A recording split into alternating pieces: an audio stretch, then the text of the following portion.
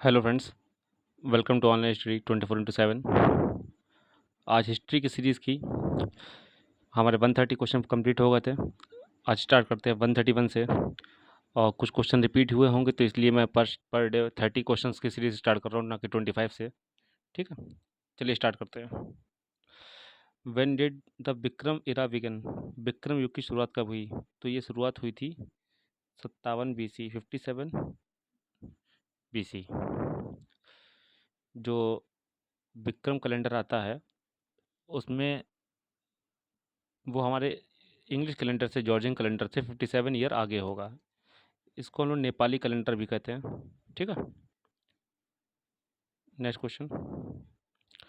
In which state the Jaugada rock edict of Ashoka is located? किस राज्य में अशोक का जोगड़ा रॉक एडिक्ट स्थित है? तो ये स्थित है उड़ीसा में। और उड़ीसा में कहाँ? कलिंग के पास। इसमें जो लैंग्वेज लिखी है वो कौन सी है? पाली लैंग्वेज। पाली लैंग्वेज का इसमें प्रयोग किया गया है। Next question. Who was the founder of Pala dynasty? Pala राजवंश का संस्थापक कौन था? तो राजवंश के संस्थापक थे गोपाल। ये पाल राजवंश कौन से एरिया में था? ये था बिहार और बंगाल। बिहार और बंगाल। ठीक है, बिहार और बंगाल में। Next question. Who among the following was associated with Vaisheshika school of philosophy? निम्न में से कौन दर्शन शास्त्र के वैशेषिक सदस्य से जुड़े हुए थे? कनाड़ पतंजलि, गौतम या जैमिनी? तो जुड़े हुए थे कनाड़, राजा कनाड़, सॉरी महर्षि कनाड़। ये महर्षि थे। ठीक है, next question. The famous caves of Udayagiri and Khandagiri are located in? Udayagiri और खांडगिरी की प्रसिद्ध गुफाएं कहाँ पर स्थित हैं? तो ये स्थित हैं उड़ीसा में। कहाँ स्थित है? उड़ीसा में। अगला सवाल। द कथा सरित सागर इज रिटन बाय? कथा सरित सागर किसके द्वारा लिखी गई है? बहुत important, most important question of the day. ये लिखी गई है सोमदेव जी के द्वारा। सोमदेव। Next question.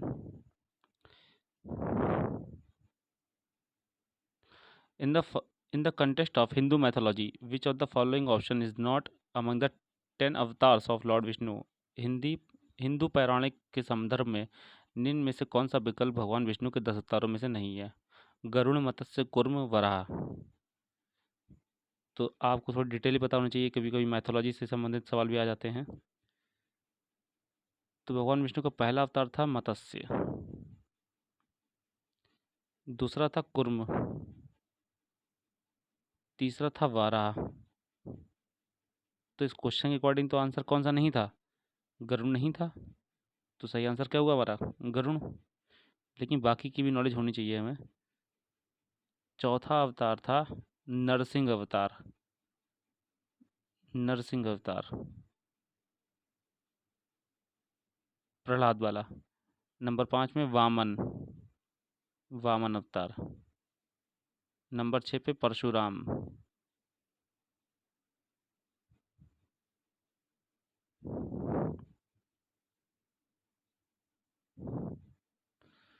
नंबर 7 पे राम। 8 पे कृष्ण। 9 पे बलराम। और नंबर 10 पे अभी हुआ नहीं है, जो आने वाला है वो है कल्कि। कल्कि अवतार। ठीक है, तो ये 10 अवतार हैं। Next question. ध्यान रखिएगा, माइथोलॉजी से संबंधित प्रश्न आते रहते हैं एग्जाम में। ये मत सोचिएगा नहीं आएंगे, आते रहते हैं, अक्सर आ चुके हैं, कई बार आ चुके हैं। Next question. Who among the following was known as Devanampriya? निम्न में से किसे देवनामप्रिय के नाम से जाना जाता है? तो देवनामप्रिय कहा जाता है अशोक को, महाराजा, सॉरी सम्राट अशोक को। Next question. Tolkappiyar is a famous ancient grammarian of which language?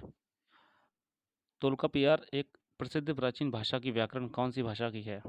तो ये भाषा की व्याकरण है तमिल की। तमिल की। आजकल जो हम लोग देखते हैं ये साउथ की लैंग्वेज, इनकी जो लिपि है वो है द्रविड़ियन लिपि। द्रविड़ियन लिपि को फॉलो करते हैं। मैक्सिमम इसमें संस्कृत के वर्ड यूज होते हैं, ध्यान रखिएगा। Next question. As per ancient Indian philosophy the purushartha और the four main aim of life does not include. प्राचीन भारतीय दर्शन के अनुसार पुरुषार्थ जीवन के चार उद्देश्य में नहीं है। तो पहले आपको पता होना चाहिए कौन से उद्देश्य में है। ठीक है, तो पहला उद्देश्य कहता है अर्थ। अर्थ का अर्थ है इकोनॉमिक। इकोनॉमिक। ठीक।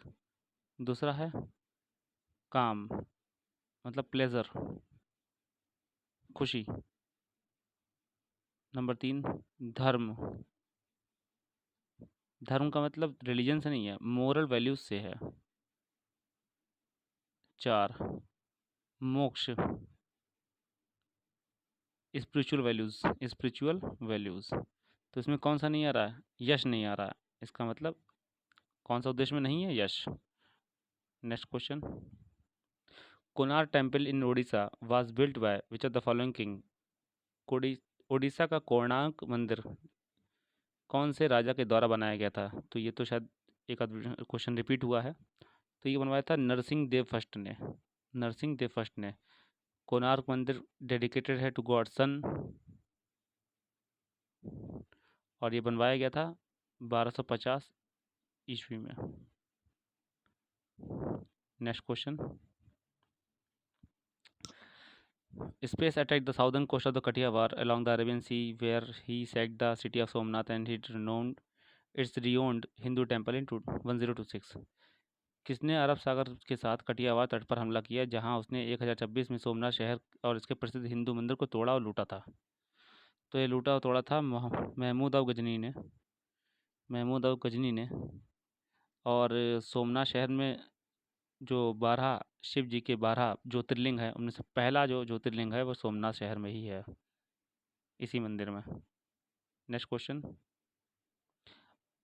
Mohammad Ghori was defeated by a space ruler in 1191। किस शासक ने वर्ष 1191 में मोहम्मद गौरी को हराया था?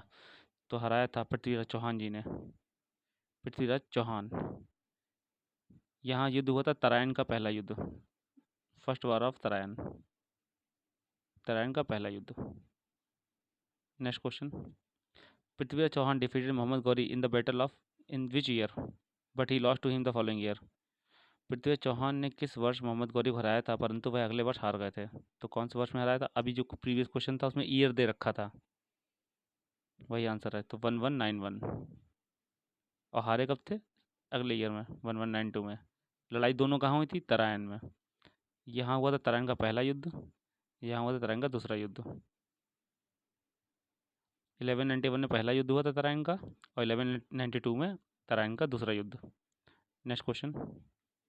विच of the following Indian ruler was defeated by Mahmud Ghazni in his first attack in the year 1000 AD. निम्न में से किस भारतीय शासक को महमूद गजनी ने वर्ष 1000 ईस्वी में अपने पहले आक्रमण में पराजित किया था? चंद्रपाल, आनंदपाल, जयपाल, सुखपाल। तो इसका आंसर है जयपाल। जयपाल। और ये एरिया कौन सा था? ये एरिया था जो मॉडर्न डे आज का अफ़गानिस्तान है और पाकिस्तान है, वहाँ पे महमूद गजनी ने जयपाल को हराया था और कब्जा कर लिया था। Next question. Who attacked Somnath temple of Gujarat. Gujarat के सोमनाथ मंदिर पर किसने आक्रमण किया था? ये क्वेश्चन इतनी बार रिपीट होगा एग्जाम में क्योंकि हुआ है, तो इसका मतलब आप देख के समझ रहे होंगे कि क्वेश्चन रिपीट होते हैं। और क्वेश्चन रिपीट होते हैं इसका मतलब हमको प्रीवियस ईयर पढ़ना चाहिए। और सजेस्ट कीजिए आप लोग अपने आस पड़ोसियों को कि हाँ, जो तैयारी कर रहे हैं, छोटे भाई बहन हैं, ये बहुत सारी वैकेंसी आने वाली है अभी। और यूपी में खासकर इस बार इस साल तो बहुत सारी वैकेंसी आएगी।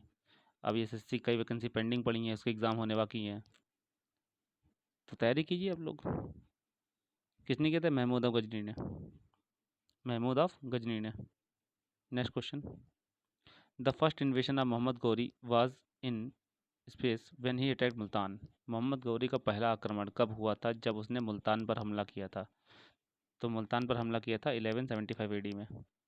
1175 एडी ने। Next question. The second battle of Tarain was fought in the year 1192 as I just told. जैसे मैंने अभी आपको बताया था कि कब हुई थी, किस किस के बीच में हुई थी? पृथ्वीराज चौहान और कौन था? Mohammad Ghori. Next question. Queen Naiki Devi is remembered as the women who defeated space in 1178 CE. रानी नाइकी देवी को उस महिला के रूप में याद किया जाता है जिसने 1178 ईस्वी में किसको पराजित किया था? Very very very important question. ये हराया था मोहम्मद गौरी को। ये सोचा नहीं होगा किसी ने शायद। रानी नाइकी देवी जो थी वो बिलोंग करती थी, इनके हस्बैंड की डेथ हो गई थी, उसके बाद इन्होंने अपना कारगद्दी संभाली। और ये एक सोलंकी क्वीन थी। सोलंकी राजा की डेथ के बाद सोलंकी क्वीन थी। अब तक आपने महिलाओं के रूप में सिर्फ रजिया सुल्तान का नाम सुना होगा, लेकिन रानी नाइकी देवी का भी नाम ध्यान रखिए, उनसे पहले ये आई थी। और इन्होंने एक बहुत ही बड़े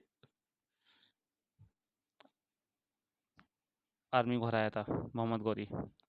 next question. Space was born to the Chauhan king Someshwar and his queen Karpura Devi in 1166। किसका जन्म 1166 ईस्वी में चौहान राजा सोमेश्वर एवं उनकी रानी कर्पूरा देवी के यहाँ हुआ था? तो चौहान की जब बात हो रही तो आप ध्यान रखिए, पृथ्वीराज चौहान के अलावा ऐसा कौन हो सकता है जिसके बारे में क्वेश्चन आएगा। लेकिन इनके पेरेंट्स का नाम भी इतना ही इम्पोर्टेंट है, कभी भी क्वेश्चन की लैंग्वेज को चेंज कर सकते हैं, इसलिए ध्यान रखिएगा। ठीक है, तो आंसर है Prithviraj Chauhan. Next question. Which of the following Indian ruler was defeated by Mahmud Ghazni in his first attack in year 111001 कह लें, हो सकता है। देखिए ध्यान रखिएगा, 1000 से 1001 कहा जाता है। तो किसे हराया था? अभी क्वेश्चन आया था पहले, ये जयपाल को। जयपाल को कहाँ पर हराया था? ये हराया था पाकिस्तान के शहर पेशावर में। पेशावर, पाकिस्तान। ठीक है ना, पेशावर पाकिस्तान के पास। Next question. Who was the Mughal emperor at the time of battle of Plassey. Plassey युद्ध के समय मुगल सम्राट कौन था? This question is homework. आप गूगल कीजिए, कमेंट कीजिए। क्वेश्चन मैं कहता हूँ कमेंट कीजिए, आप आंसर देखिए, लेकिन आप लोग अटेम्प्ट नहीं करते हैं। और ध्यान रखिएगा, ये मत सोचिए कभी कि कमेंट करने पे कोई किसी को कुछ कुछ मिलता है। नहीं, कमेंट से कुछ नहीं होता है। मैं कमेंट आपकी नॉलेज के लिए बता रहा हूँ कि आप गूगल पे सर्च करेंगे तो आपको याद हो जाएगा। ठीक है, तो आप इस क्वेश्चन को कमेंट करेंगे, इसका आंसर, चाहे गूगल करें, कुछ भी करें। Next question. Who introduce Charbagh style of architecture in India. Bharat में चारबाग शैली के स्थापत्य की शुरुआत किसने की थी? तो ये शुरुआत की थी बाबर ने। और बाबर एक कौन है? Mughal. Mughal. Next question. Who among the following was popularly known as the parrot of India. निम्न में से किसे लोकप्रिय भारत में तोते के नाम से जाना जाता है? इसको तोता ए हिंद भी कहते हैं। तोता ए हिंद, तोता ए हिंद भी कहा जाता है, ध्यान रखिएगा। ये कहा जाता है अमीर खुसरो जी को, Amir Khusro. Next question. The period between space in India's history is known as the Delhi sultanate period. Bharat के इतिहास में किस समय की अवधि को सल्तनत काल के रूप में जाना जाता है? तो ये जाना जाता है 1206 से 1526 ईस्वी तक, 1206 से 1526 तक। इसके बाद मुगल एम्पायर आ गया था। ठीक है, तो इसमें कौन कौन से किंगडम आते हैं आपको याद होना चाहिए, क्रम भी याद होना चाहिए। पहली थी स्लेव डायनेस्टी, गुलाम वंश। दूसरी खिलजी डायनेस्टी। तीसरी आई थी फिर तुगलक, और Sayyid, and then last Lodi. तो लोदी को हराकर जो है बाबर ने मुगल एम्पायर की नींव रखी थी। तो ये क्रम है slave dynasty, Khilji dynasty, Tughlaq dynasty, Syed dynasty, Lodi dynasty. याद रखिएगा इसको, क्लब को, इस पूरे सीरियल को, और इसके जो डिटेल हैं किंग्स के कि कौन कौन राजा गद्दी पे बैठा, उसके बारे में मैं अभी क्वेश्चन कवर करेंगे। उसके बाद में मैं एक प्रॉपर लिखकर एक लेक्चर भी डालूंगा हिस्ट्री का। Next question, in the contest of the Mughal which of the following statement is not correct. Mughal के संदर्भ में कौन सा कथन सही नहीं है। जब भी सवाल कथन सही नहीं है या सही है में आता है तो आप पूरा पूरा कंटेस्ट पढ़ना पड़ता है। पहला, the Mughal court chronicles describe them as the descendants of legendary Irani king Afrasiab. Mughal court अपने आप को ईरानियन किंग अफरासियाब के वंशज कहते थे। दूसरा option, Babur was pushed out of his homeland Fergana by Uzbeks. Babur को उनके घर उज्बेक के लोगों ने उनके ही होमलैंड से उनको भगा दिया था। तीसरा point, Babar was related to Genghis Khan from his mother's side. Babar की माँ चंगेज़ खां के खानदान से थी। चौथा option, they were the descendants of Timur on the parental side. Babar के पिता का वंश तैमूर को बिलोंग करता था। देखिए, तो ये तैमूर को बिलोंग करता था, ये भी सही है। इनकी माता जी बाबर चंगेज़ खां के साइड को बिलोंग करती, ये भी सही है। और इनको उज्बेक्स ने अपने घर से भगा दिया, ये भी सही है। तो कहने का अर्थ है, आप क्वेश्चन में पूछा सही नहीं है, तो ये तीनों सही हो गए, तो आंसर नहीं होंगे। तो हमारा आंसर क्या हो जाएगा, पहला वाला। देखिए, जो ये वाला जो काम है ना, ईरानियन किंग वाला, ये काम किया था बलबन ने। ठीक है, अब ये क्वेश्चन आएगा भी, और रिपीटेड क्वेश्चन है वो, कई बार आ चुका एग्जाम में। तो ईरानियन किंग अफरासियाब के बारे में जो पता लगाया कि हमारे वंशज हैं, ये काम किया था बलबन ने। Next question, the city of victory Fatehpur Sikri in space was build during the glorious reign of Mughals. Space में विजय के शहर फतेहपुर सीकरी का निर्माण मुगलों के गौरवपूर्ण शासनकाल के दौरान किया गया था। तो ये कहाँ किया गया था, ये किया गया था आगरा के पास में, आगरा के पास में। Next question, the Drishya Kala exhibition held at the Red Fort showcased art work from dash till India's independence. Lal Qila में आयोजित दृश्य कला प्रदर्शनी कब से भारत की कलाकृतियों में का प्रदर्शन आज़ादी तक किया है।